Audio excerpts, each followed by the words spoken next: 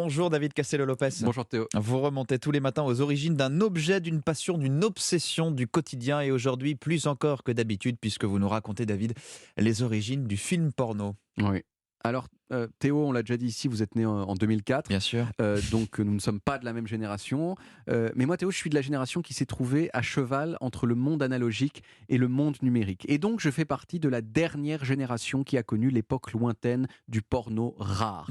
Du porno qui se mérite et qui coûte cher. La VHS. Voilà, la dernière génération à avoir connu ces minutes passées devant le kiosque à journaux pour trouver le courage d'aller demander au kiosquier bonjour monsieur, je voudrais Penthouse s'il vous plaît, c'est pour mon papa.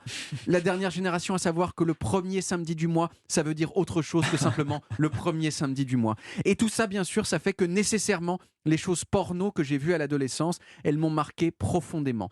Théo, vous ne pouvez pas vous souvenir de Dragixa. Non, Vous ne jamais. pouvez pas vous souvenir de Julia Chanel. Non plus. Ni de Tabata Cash. Non. C'était des stars secrètes, toutes ces filles-là, toutes ces actrices-là, mais c'était des stars quand même.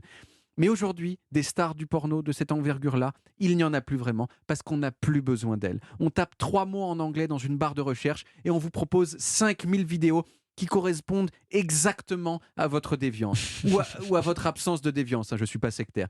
Je ne sais pas quels peuvent être vos mots-clés, Théo. Peut-être respect, savoir-vivre, Ça correspond autour de ça. Ouais. propreté. Mais si c'est ça, c'est sûr que vous trouverez quelque chose qui vous convient. Même Stéphane Bern, je suis sûr qu'il y a des choses pour lui. C'est quoi les mots-clés de Stéphane Je suis Bern sûr que si Stéphane Bern tape patrimoine XXX sur Pornhub, il trouvera des tombereaux de choses tout à fait à son goût. Je sais pas, par exemple, une scène où une mère de famille essaye de convaincre un inspecteur des impôts de l'exonérer de l'ISF. Monsieur l'inspecteur, vous savez, ma collection de Chagall a été largement surévaluée et j'ai ici une documentation précise susceptible de l'attester. Voilà, il n'y avait plus de saxophone à la fin, mais on était dans l'ambiance. Voilà, vous étiez dans l'ambiance. Mais bon, tout ça, ça ne nous dit pas quelles sont les origines du film porno, quel a été le premier film porno de l'histoire. Éclairez-nous. Bon, vous le savez, le cinéma, au sens où on l'entend aujourd'hui, ça date de 1895. Et vous vous imaginez bien qu'il ne s'est pas passé longtemps avant que quelqu'un se dise « Tiens, si je filmais des gens à poil ». Et donc, le premier film érotique connu, il date de 1896. Voilà. C'est pas encore porno, hein. Ça s'appelle Le coucher de la mariée. Il est disponible sur YouTube, on peut le voir. L'histoire est assez simple, hein. C'est l'histoire d'une fille qui enlève ses vêtements. Voilà. Une mariée qui enlève ses vêtements. D'accord. Voilà. Moi, je vais vous dire, c'est un tout petit peu décevant quand même, si vous allez le voir sur YouTube, parce que, en fait, le film, de départ, faisait 7 minutes. De ces 7 minutes, il n'en reste que 4. Et ces 4 minutes, ce sont celles du début du striptease et non pas de la fin. Donc la mariée, dans ce combat, n'a enlevé que les 3 ou 4 premières couches de vêtements qu'elle porte, parce que c'est des mariées de 1900, donc elles ont plein de couches.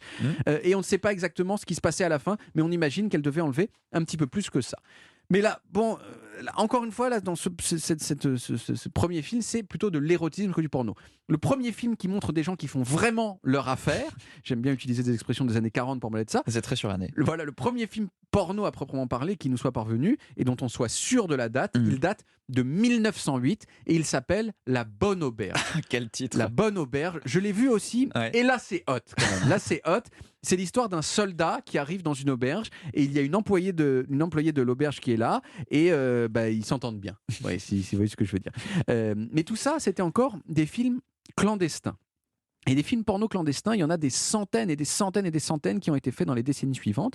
Donc la dernière question que je me suis posée, moi, c'est de quand date le premier film porno pas clandestin, c'est-à-dire le premier film porno sorti en salle, si vous voulez. Et alors ? Eh bien, c'est dur à dire, mais disons que le premier film porno célèbre, c'est un film d'Andy Warhol qui date de 1969 et qui s'appelle tout simplement Fuck.